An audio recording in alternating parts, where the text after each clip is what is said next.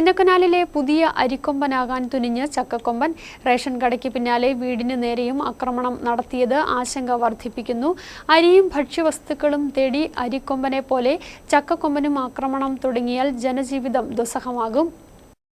അരിക്കൊമ്പനെ കാട് കടത്തിയതോടെ നേരിയ ആശ്വാസത്തിലായിരുന്നു ചിന്നക്കനാലുകാർ. മൊട്ടവാലിനും ചക്കക്കൊമ്പനും കാട്ടാനക്കൂട്ടവുമൊക്കെ ജനവാസ മേഖലയിൽ ഇറങ്ങുമെങ്കിലും വീടുകൾക്ക് നേരെയും സ്ഥാപനങ്ങൾക്ക് നേരെയും ആക്രമണങ്ങൾ കുറവായിരുന്നു. എന്നാൽ കഴിഞ്ഞ ദിവസങ്ങളിൽ തുടർച്ചയായി ചക്കക്കൊമ്പൻ കെട്ടിടങ്ങൾക്ക് നേരെ ആക്രമണങ്ങൾ നടത്തി. പന്നിയാറിലെ റേഷൻ കട ആക്രമിച്ച അരി ഭക്ഷിച്ചു. ഇതിന് പിന്നാലെ 301 കോളനിയിലെ വീടും ഇടിച്ചു പൊളിച്ചു.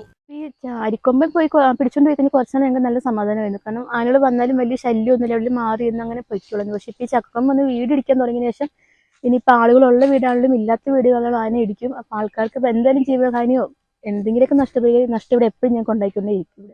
അരിക്കൊമ്പന്റെ ആക്രമണത്തിൽ സ്ഥിരം ഇരയായിരുന്ന പന്നിയാറിലെ റേഷൻ കട പിന്നീട് പുനർനിർമ്മിച്ച സോളാർ ഫെൻസിംഗ് സ്ഥാപിച്ചാണ് വീണ്ടും പ്രവർത്തനം ആരംഭിച്ചത്. എന്നാൽ ഫെൻസിംഗും തകർത്താണ് കഴിഞ്ഞ ദിവസം ചക്കക്കൊമ്പൻ കട ആക്രമിച്ചത്. ഈ അരിക്കൊമ്പൻ ഇവിടെ പോയതോടുകൂടി അല്പം ആശ്വാസം ഉണ്ടായിരുന്നു. 5-8 മാസമായുള്ളൂ നമ്മളിങ്ങോട്ട് മാറിയിട്ട്. ഈ കെട്ടിടം നവീകരിക്കപ്പെട്ടു.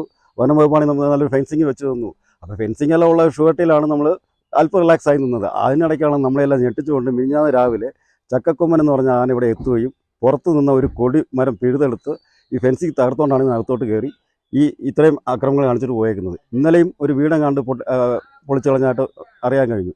അപ്പോൾ ഇനിയിപ്പോൾ ഇത് ഒരു ശീലമായിട്ട് മാറും. അപ്പോൾ അത് വീണ്ടും നമുക്ക് പ്രതിസന്ധി സൃഷ്ടിക്കും.